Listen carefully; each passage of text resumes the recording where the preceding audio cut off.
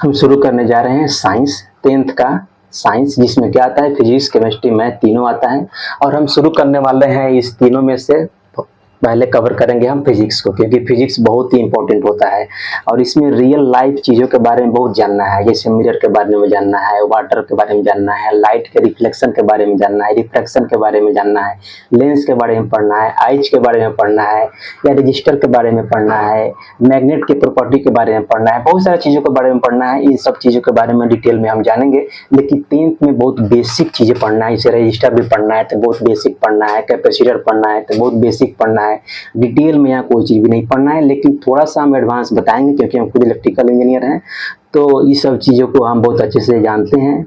Physics को थोड़ा advance जो लोग बताने की कोशिश करेंगे, जिससे कि आप इसका इंपॉर्टेंस जानें। जैसे क्या है कि जनरेटर स्टार्ट कैसे होता है, मोटर कैसे स्टार्ट होता है, ये लोग काम कैसे करता है, तो ये सब चीज़ मशीन एक चैप्टर ही होता है इलेक्ट्रिकल इंजीनियरिंग में, जहां आपको डिटेल में पढ़ना होता है इन सारे चीज़ों को। तो उतना नहीं बताएंगे, जस्ट आपको बेसिक बताएंगे, जिससे आपको चीज़ें बहुत विजुअलाइज हो सके, आप देख सके और समझ सके कि कितना इंपॉर्टेंट होता है ये सारे चीज़, और ये सब सारे चीज़ ऑपरेट कैसे करते हैं। और लाइट के बारे में भी डिटेल में समझेंगे कि लाइट का मेरे ह्यूमन आई पे क्या इफेक्ट होता है, कैसे विजिबल लाइट कितने होते हैं, डिफ्यूजर क्या होते हैं, इनका वेवलेंथ क्या होता है, सबके बारे में डिटेल में जानेंगे।